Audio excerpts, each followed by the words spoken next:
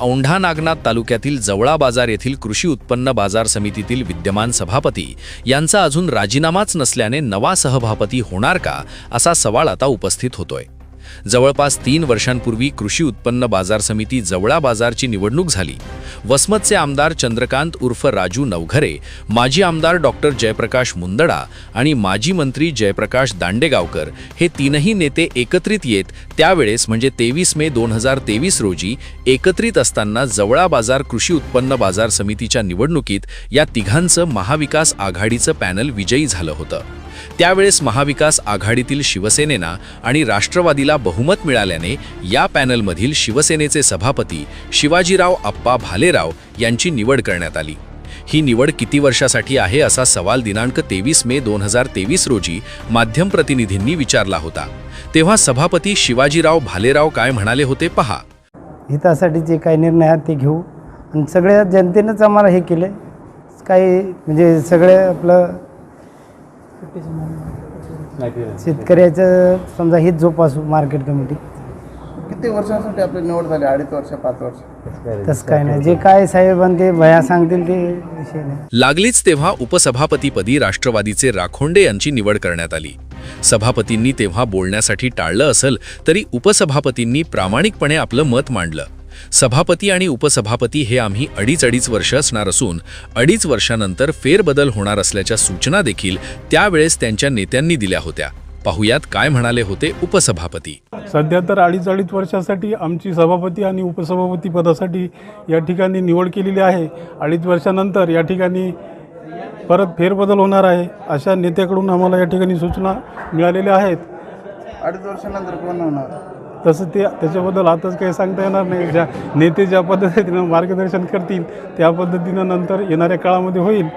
आणि आम्हाला या ठिकाणी जी आज संधी दिली त्या संधीचं सोनं कसं करता येईल या बाजार समितीमध्ये शेतकऱ्यांसाठी शेतकऱ्यांची जी दुरावस्था झालेली आहे, या बाजार समितीची जी दुरावस्था झालेली आहे ती दूर करण्यासाठी निश्चितच शेतकऱ्यांना सोयीसुविधा उपलब्ध करून देण्यासाठी। हे झालं सभापती आणि उपसभापती यांची प्रतिक्रिया।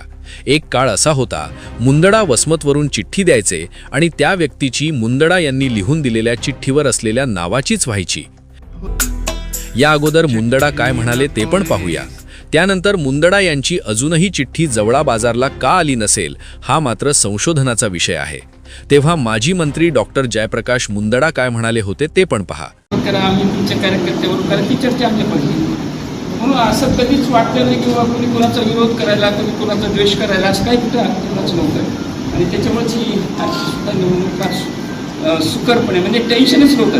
कारण म्हणजे भैया मागच्या वेळेस तर आम्ही आलो सुद्धा नव्हतो, वसमतूनच चिठ्ठी पाठवली फलाण्याची पाहून। मी तर आजही त्याच मानसिकतेत होतो, पण तुम्ही सकाळी फोन लावला मला आपल्या जावं लागतं बरं काही 10 मिनटं काय करते चर्चा करण्यासाठी। आणि म्हणून मग आम्ही दोघे या ठिकाणी आलो। आपण सगळ्यांनी आमच्या शब्दाला मान दिला दोघांच्या, याच्याबद्दल तुमची सगळ्याची मनापासून मी आभार मानतो। कारण शब्दाला मान दिला दोघांच्या, याच्याबद्दल तुमची सगळ्याची मनापासून मी आभार मानतो। कारण कसं आहे प्रत्येक निवडणुकीत कसं असतं काही ना काहीतरी कोणीतरी उचापती करत राहतं आणि मग त्या उचापतीला तोंड द्यावं लागते। बाकीच्या गोष्टीला तोंड द्यावं लागत नाही पण उचापतीला तोंड द्यावं लागतं। आणि म्हणून या निवडणुकीमध्ये अनेक जणांना अफवा पसरल्या, अनेक जण काहीतरी सांगायचे, मग पैशाचा महापूर हे सगळं झालं। पण तुमच्या सगळ्यांच्या मेहनतीमुळं तुमच्या सगळ्यांच्या सहकार्यामुळे हे सगळं घडू शकलं। खरा विजय तुमचा आहे। आम्ही तर आम्ही निमित्त होतो, आम्ही फक्त काय जसं पोस्ट मास्टरचं काम करत होतो, अरे बाळू ते फक्त जाऊन ये बरं तेवढं त्याला सांगायचं, म्हणजे ते आमचं पोस्ट मास्टरचं काम होतं। कुठेतरी जायचं कोणाला बोलायचं बाबा नाही हे असं करा बरं, ते एवढंच काम आम्ही दोघांनी केलं। पण खरं काम तुम्ही सगळ्यांनी केलं की मतदाराला कुठपर्यंत आणून मतदान करून घेतलं, त्यामुळं हा म्हणजे आपला सगळं खरं म्हणजे आला। त्याच्याबद्दल परत आपली सगळ्याची मनापासून आभार व्यक्त करतो। आता निवडून आलेल्या लोकांचं काम काय खरं हे काही फार आम्ही काही सांगायची गरज नाही। माझी एकच विनंती राहील सभापती उपसभापतीला देशाचं तर ठीक आहे। आता सभापतीची प्रतिक्रिया। उपसभापती माजी मंत्री मुंदडा हे काय म्हणाले होते ते आपण ऐकलं।